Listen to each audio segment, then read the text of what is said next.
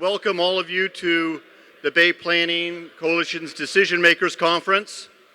And on behalf of Bay Planning Coalition, my name is John Coleman, the CEO. We're here today to have a discussion about what's important here in the San Francisco Bay region. We're seeing our uses of land change. We're seeing growth in the area. And at the same time, we're seeing a lot of the uses changing that do not pay high-paying jobs. And we want to make sure that we protect not only the industrial base of our region, but the economy and the ecology of our region, which was another reason so many of us live here. We have a really tight schedule. And one thing that I'd like to point out, that last year we had a speaker, John Englander, who talked about sea level rise. And John is here today. I don't know where John is. John, if you can raise your hand. He's back in the back table. One of the things we talked about, and actually as a result of last year, the International Sea Level Institute was formed in the last month. It is based here in Oakland, and three of the board members, John is the president of the International Sea Level Institute, are at the conference today, and he'll be back what table with stuff? During breaks and so on, he'll be back there, correct, John? Great. So if you want a chance to talk to John about what's happening. Again, we have a tight program, a great program. We're very happy to have Mayor Libby Schaaf here today to welcome us. And then at lunch and right after lunch, we have Congressman Jared Huffman and Congressman John Garamendi. Now, what I'd like to do is introduce David Ivester, who is the president of the Bay Planning Coalition. And to keep in note as you come up and down the stairs here for speakers and panelists, they're slippery. So just keep that in note.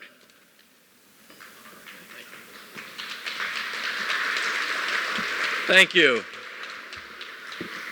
Good morning and welcome to our 28th annual Decision Makers Conference of the Bay Planning Coalition. This year we're going to talk about growing the Bay Area's maritime and industrial economy for a sustainable future. And toward that end, we have three panels. The first will be laying the foundation, basically describing the most pertinent aspects of the Bay Area's economy and the importance of that. I think many of us know a lot about it, but there are some surprises, I think, as we have some knowledgeable folks up here who will describe in more detail just what we do in the Bay Area. Our second panel will frame the issues, basically tell us what the problems are, what the challenges and risks are. And the third panel, these folks have the fun task of telling us the solutions to some of these challenges and how we can grow the economy for a sustainable future.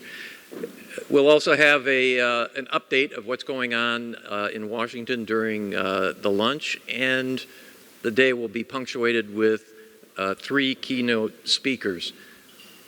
One of the aspects of this conference has been that we commit to finish early, and we're going to finish at 3:50 today, and then for those who are interested in continuing the discussion, a few of us will repair to the Lake Chalet across the street and enjoy some food and drink and further conversation. Folks are welcome to do that. Mindful of the commitment to keep things moving along, I'd like to promptly turn to our first keynote speaker. She's the new mayor of Oakland. That's still news, I think, and exciting news in the city. She's a proud native of Oakland, and the Bay Planning Coalition is doubly pleased then to not only have our offices here in Oakland, but also to be, again, holding our signature event, this Decision Makers Conference in Oakland. The mayor is a former public affairs director at the Port of Oakland and remains an enthusiastic supporter of the port's efforts to build the economy of Oakland. And we very much appreciate her making time in her very busy schedule to share her thoughts with us this morning. And so please join me in thanking Mayor Libby Schaaf.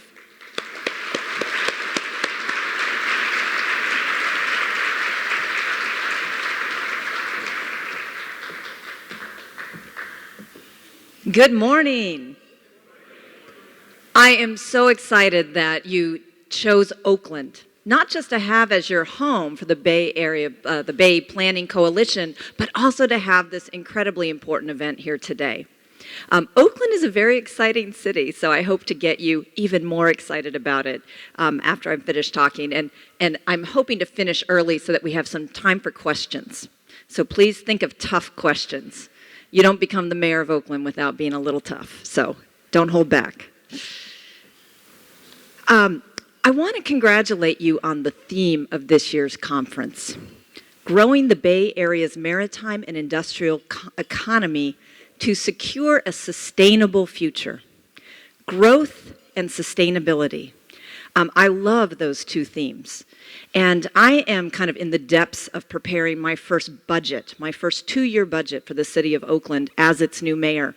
And these are the same themes that I have chosen to kind of guide my crafting of the most important decision that as a local government we make every 2 years. That's how to spend your money. For me, I'm trying to choose as kind of my goal for the budget a thriving, vibrant, equitable city that is growing responsibly. Do you hear those similar themes? So how do we do that? When I looked at my 4 priority tasks for accomplishing that goal, I realized that they actually have a lot of parallels to what I think you as an industry are also looking at. So first priority, holistic community safety. And the reason I say holistic community safety is I want to think bigger for my city than just fighting crime. And it's a similar theme to, I think, some of what you're going to be talking about later today, and that's resilience. This idea of being prepared and being secure. And that it's not just how you respond after the disaster. It's about how strong your community is to begin with. And certainly those of us in port-related industries really saw a pretty glaring example of that with the recent labor slowdown. And I think it's a lesson to us all that one part of safety and of resiliency is making sure that not only are our physical structures strong and can withstand natural disasters, but that our human structures are strong, that we've built up good relationships between management and labor, for example, so that issues can be worked out more quickly and far less painfully than we just saw in the recent events. I know that hits home for a few people, and you know what I'm talking about.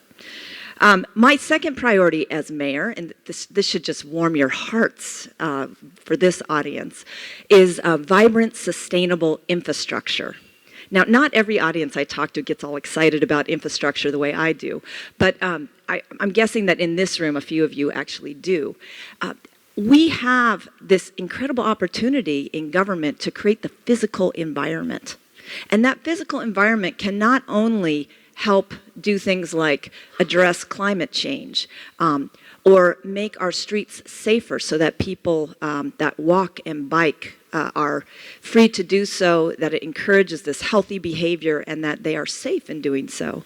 But it also can create community spaces that, again, create that community connectivity, that sense of place that makes a city great. The other piece of sustainability for me is financial sustainability. And I know we are all having a conversation about our federal government, and I'm sorry that the congressmen aren't in the audience yet because I was going to give them a little bit of grief about why we cannot get infrastructure funding moving when it is such an obvious bipartisan issue. So us in local government have got to be a little more creative and figure out how to work around the gridlock in DC, but we have got to fix those roads. We've got to address our infrastructure. It's our responsibility for the future, and it also can make a much more vibrant and exciting city today. My third priority as mayor is equitable jobs and housing. And boy, those of you who are in the maritime and industrial sectors play an incredibly important role in that goal. Oakland cannot become a city of condos. We have got to preserve our industrial jobs. We have got to make sure that we are reserving land for these industrial uses. And I am excited that I get to oversee a very ambitious industrial project that I'm going to talk about in a second, which is the Oakland Army Base. And when I say equitable jobs, it means jobs that pay a decent wage and that our economy has a variety of jobs for people with various skills and education levels so that we can sustain, a full society here in Oakland. And then my last priority as mayor is a responsive and trustworthy government. I feel like people are falling out of love with democracy a little bit. When you look at how many people show up at the polls, when you look at the protests, when things like Ferguson happen, it really shows that the social contract is fraying a little bit, and we have really got to pay attention to that. We have got to make sure that we are very transparent about how we spend your tax dollars and how we function as a government. And then we've got to be responsive and make sure that every single sector and community within our city feel like they are being served with city services. We got to pick up that illegal dumping. We got to change out those street lights. We got to fix the potholes in every neighborhood promptly, responsibly, and economically. And so those are my 4 priorities as mayor. You are going to see them reflected in the budget that I'm working on. And, it's an interesting time to do Oakland's budget because we are seeing some economic vitality, aren't we? It's pretty exciting. Do you know that more than 300 new bars, restaurants, and cafes opened in Oakland last year? Just last year. So I know you're going to go get drunk at one of them across the street. I'm sorry, I cannot stick around long enough to join you. All right. So I love that this conference is future looking. And again, as I prepare my budget, that's the other thing that I am trying to telegraph, that we cannot just plan for the immediate future. We've got to be in this for the long haul. And anybody who knows a thing or two about goods movement knows what I mean when I say the long haul. All right? So the long haul. 2 things that I want you to know about Oakland that I think are going to be making us even more important to the regional economy.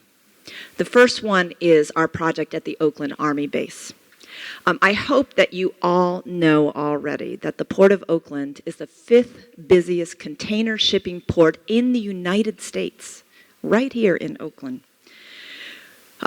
In 2012, we handled more than 2.3 million 20-foot TEUs, that's like the small boxes.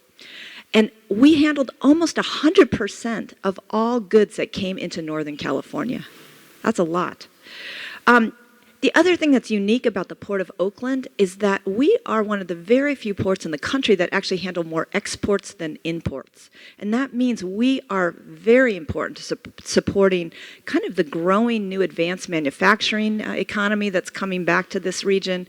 We are supporting the agricultural sector, all that great food that gets grown in the Central Valley, all that great wine that you're going to be drinking across the street at Lake Chalet later on tonight.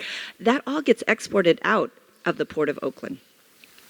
More than 85% of the imports that do come through Oakland are headed for destinations in Northern California. And so our port is serving not just big box, but we're serving the very smallest of retailers. And we definitely became very aware of that during the labor slowdown. In Alameda County, goods movement dependent industries supported 1/3 of all jobs in this county. 1/3. That is how powerful this sector is. And the Port of Oakland alone supports 73,000 jobs in this region. That is amazing. That is an economic engine. So why is the Army Base project so exciting? We've had this port, but we haven't always kind of gotten as much business as we could have because we haven't had that supportive trade and logistics system around our port. And that is what the Oakland Army Base project is going to be correcting. It is the biggest goods movement project in Alameda County, and it is the key to our local economy's competitiveness in this global economy. We started the project in 2013. The city of Oakland committed $50 million to this project through various funding sources. And we are already leveraging a $247 million grant from the TCIF, the Trade Corridor Infrastructure Fund. If I remember that correctly, yes, Marilyn, we worked on that grant together back in my days at the Port of Oakland, and it's very exciting that that money is now getting put into the ground. It's going to also attract another $400 million in private investment. And so this project is going to give us some near-dock rail. It's going to create a break bulk terminal for the first time at the Port of Oakland, but it's going to really have that warehousing, that logistics that will help make us a more attractive port and give us better rail connectivity to the rest of the country. And you know that when you take things off trucks and put them on trains, we're having a much smaller impact on the environment. And I'm sorry that Jack Broadbent isn't here. I'm so glad that you're going to be honoring him later on today. Oh, you are here. Jack taught me more about NOx, SOx, and diesel particulate matter than any mayor should know about. I want to be like on a contest where you can test mayors on their knowledge of air quality. I would expect to do well. I'm very glad that you're being honored. You've been an amazing champion for air quality and the environment in this region and a great partner to the Port of Oakland, as the port is really leading the way in doing a lot of modifications to how it does business, how it educates its tenants on really being much better stewards of the environment. All right. The second thing I want to talk to you about, and then I'm going to take questions, is Oakland's new status as millennial magnet. Who are these millennials? I got to tell you, they are people that are in love with cities. The city is becoming popular again. It is so exciting. People want to come back here. They're moving here. And you know what's great about millennials when we think about a sustainable future is they're not car owners. They like to bike and walk. They don't mind hopping on the bus or taking BART. Millennials also are very talented and they're very in demand by employers. And employers are starting to recognize that people do not want to, and I hope I'm not going to insult anybody, but I just might a little bit. They don't want to work in these sprawling, soulless campuses out in the peninsula. They want to be in cities where there is life and poppin' culture and food trucks and crazy, I call it street fusion cuisine, which is what we have in Oakland, you know, Chino-Latino cuisine, the Vietnamese deli taqueria. I mean, we have these restaurants here because we are a diverse city, but we're not just diverse in that we have a lot of different people here. We actually mix it up here in Oakland, which is part of our kind of secret sauce, what is making us such a desirable place to come live and work. So companies are starting to recognize that they need to move where their workers are. San Francisco has seen it, and what you are about to see in Oakland, if all goes according to my plan, is that we are going to see that tech spillover. Because San Franciscans passed something called Prop M. It actually puts a cap on commercial development, and they are hitting that cap right now. And so San Francisco is out of space. Oakland is right here. We're one BART stop away. And so we, for the first time, are seeing huge interest, not just in building housing, which that has kind of been going along, but now finally in expanding our commercial spaces. All good for those of you who want to do business in the city of Oakland. So I thank you for having me here today. I'm excited about joining you in being in it for the long haul, and I would love to hear your questions. Thank you.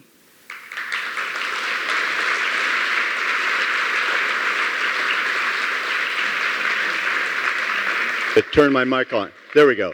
Thank you very much, Mayor Schaaf. Are there any questions from the audience for Mayor Schaaf? We're going to do this because it's being recorded, and if you ask without a mic, then it won't be picked up. Are there any questions? Yes, let me walk back here. Mr. Hummer from the Department of Transportation.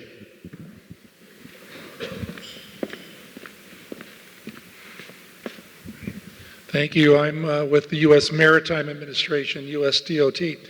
One of the things that's going to be crucial for the success of the Army base redevelopment is job training.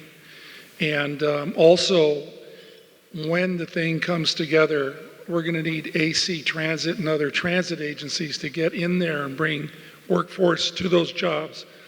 So is your administration looking actively at that job training and public transit access to that really vital destination? I appreciate you putting those out there. These developments are not successful unless you think about the interconnectivity to all these other issues. So we have opened a West Oakland Jobs Center. It's at the West Oakland Library. We're funding it through federal WIA funds. And so that is a preparation to start not only connecting people with job training and job opportunities, but to try and recruit people from the neighborhood where the industry is. So often, I think neighborhoods feel left behind when something very impactful comes. They suffer from the consequences of the construction noise and debris, and then they see everyone driving in from other cities to take the jobs that get created. And so we're very thoughtful about trying to not have that happen in West Oakland. But we can always use more help. One frustration that we've had is that, again, the federal government has been reducing funding for job training through WIA, and so that has been a challenge for us.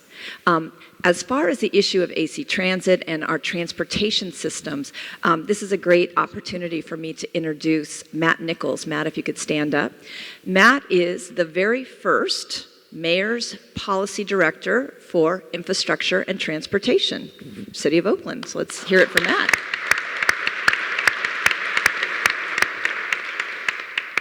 The reason I created this position in my office, reporting directly to me, is because of the issue that you raise. Transportation is so often overlooked. It is so much more important than we ever give it credit for. And Oakland is already rich with a lot of transportation options. But if we are not forward thinking and not coordinating with our different partners, we cannot harness the benefits of projects like the Army base. And so, Matt, it's literally been put into place to address problems like the ones that you're raising. We are also going to be lobbying the City Council to create a Department of Transportation for the City of Oakland. City of Oakland is probably one of the largest cities without a DOT. I think it's about time we have one. Oh, come on. Oh, good, Marilyn. Mayor Schaaf, I'm curious, as the city moves forward, you have a really, big city in terms of all the diverse interests. How are you going to move forward in balancing, the residential versus industrial versus the art community to preserve, what is so unique about Oakland and at the same time balance all these diverse interests? I love talking about Oakland's secret sauce, and it's our diversity, our artists and cultural scene. It's our gritty industrial flavor, which you all are part of. The fact that we've always been a great place for working class families and blue collar jobs. And the fact that, love it or not, we are a place, we love to protest here in Oakland. We are protesters, we have passionate progressive politics, but we are the birthplace of social movements. We have lots of social entrepreneurs in our city. And so how do we preserve that? Because that is what has made us so special. So one is to be clear that we want to stay that way. But just to get technical and boring, a tool that we've been using is something called the Area Specific Plan. And it's where we look at parts of the city and really examine, here's a part of the city that we know is likely to undergo some change, some transition. So let us sit down today and have a deep conversation with the community, with the interested stakeholders, and talk about where do we want to see changes in use, where do we want to see preservation. So we actually use these tools to kind of have that visioning, get community buy-in, and then we rezone the area to more appropriate uses that are future thinking, and we also do the environmental clearance. Does that warm the hearts of some of the people out here? We pay for CEQA for you. And that is a way to encourage the uses that we have then envisioned and guide that area in the direction we want. And so what that allows us to do is on a very granular level say, this block we want to keep the same. But hey, developers, if you want to come to Oakland and develop, this block is really open for business. This block, we're going to have high heights, we're going to allow new uses, we're going to change this area maybe from industrial to housing, whatever it is. So we can guide change to the places where it is appropriate and it is not going to threaten the things that we are trying to preserve. And then we're incentivizing that development by doing the rezoning and doing the environmental clearance ourselves. The last thing we're doing, and this is not popular with everybody, but I believe it is the right thing to do, we are going to be adding impact fees in Oakland. Every other city has them, so just get used to it. And that is when development does come in, they make a contribution to help us build affordable housing, to help us do capital improvements, infrastructure improvements. And one thing that actually is popular with developers is to actually kind of create a pool to address those transportation improvements. And so this impact fee is going to create funds that will help us address some of these larger issues. Mayor Schaaf, another area of infrastructure that's important to Oakland is water, wastewater, stormwater infrastructure. I wondered if you could say a little more about that. San Francisco's pushing on big developments to start to think about recycled water and making the whole green water side play. Given the drought, that's crucial for all our cities. So could you talk about that a bit? Yeah, I really admire Supervisor Wiener just put forward some legislation to require gray water systems in new construction. Now, Oakland does have a green building code, so we do have green building requirements for new construction or major renovations, but we have not gone as far as we could, and so that is definitely something that I'll be thinking about.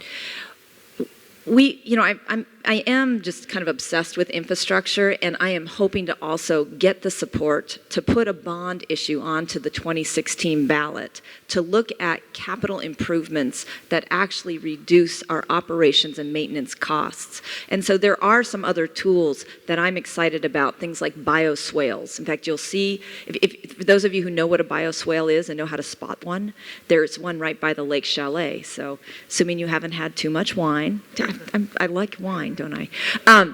Hopefully you'll go visit our beautiful bioswale by Lake Chalet. So those are some other capital improvements we can look at.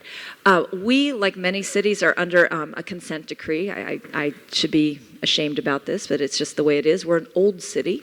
So we are undergoing a major upgrading of our sewer system because we have a lot of blockages, a lot of cracks where we are having sewage getting into the, I'm glad I'm not talking about this right before lunch, getting into the soil. And so we are undergoing a major effort to fix that. But we really haven't come to terms with our storm drain system, which also is ancient and in need of some serious modernizing. So I'm hoping that as we create a long-term capital plan with a funding mechanism, which is something that Oakland has never had. And I'm very happy to imitate others. This is what San Francisco has done. They really sat down, came up with a thoughtful capital plan, asked their voters to support that with a bond, and then they continue to renew that bond at the ballot box without raising it. So no one's taxes go up, but they are really doing a great job of tackling some of these difficult infrastructure issues, including the stormwater issue, and that's what I hope to do for Oakland. Hello, I'm Ryan from the California Maritime Academy.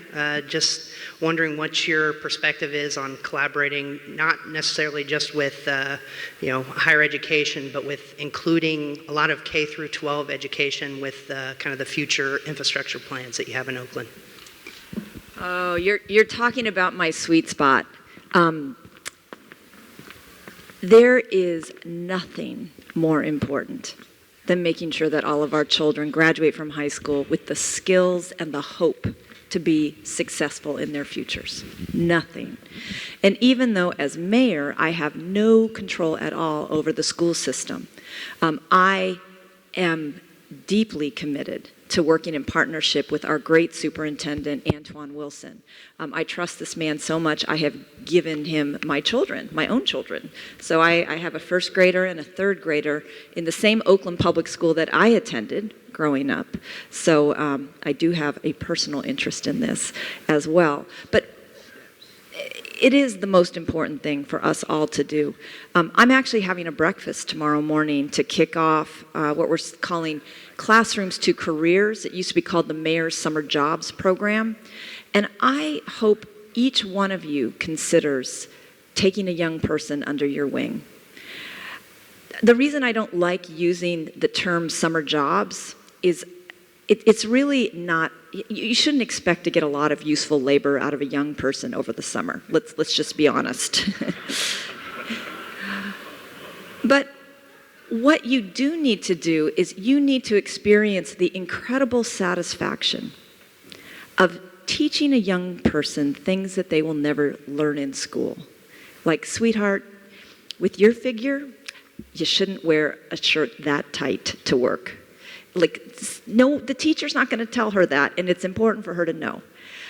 Or the idea that 80% of jobs are never advertised. That how most of us move up in our careers is through relationships. And that's why I also want to try and make sure young people understand that internship that pays less is actually more valuable to you in the long term than that job at Shoe Locker that pays more, or whatever it's called, Foot Locker. Obviously, my kids aren't old enough that I haven't gotten into the Foot Locker yet.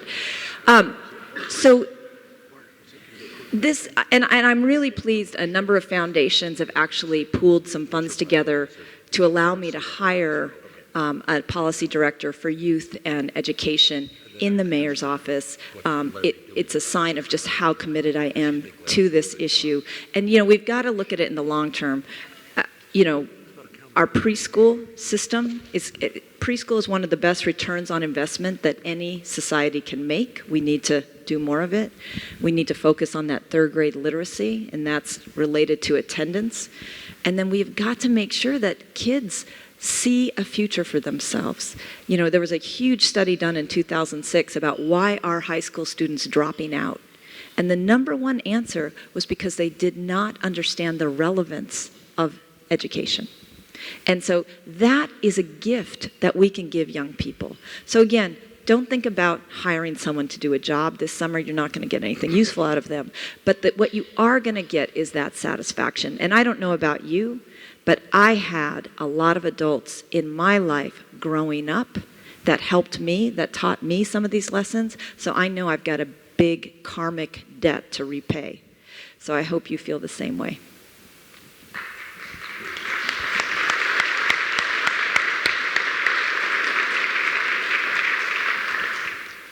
I was told to keep it brief. Sea level rise. What do you see as either Oakland's current biggest challenge or highest priority in terms of dealing with that issue? So in a very, very specific project, our airport is going to be underwater unless we shore up our levees. So that's a very specific project. It's one of our highest priorities as we are lobbying for BB funds and different discretionary transportation funds, because that is a critical part of our regional infrastructure, that airport, and we have got to make sure that those levees are strong and tall enough to be prepared for the future. So, and if those of you who don't know, the Oakland airport is closer to downtown San Francisco than the San Francisco airport is, so please fly out of it. It also has the most on-time record of any airport in the country, so go Oak. And then yeah. Shame. See, I'm still working as the Director of Public Affairs for the Port of Oakland. I just can't stop. But in a broader way, I'm hoping that Oakland is going to lead the way around smart growth for cities. Creating a city where people don't need to have a car. You know how much that is going to do for climate change, which is obviously the cause of sea level rise. And so that's a more kind of broad and visionary piece of the long term. The long haul, the sustainable future, which I know that you are all here today to make happen. So I think that was my last question. Thank you so much. Have a great day today.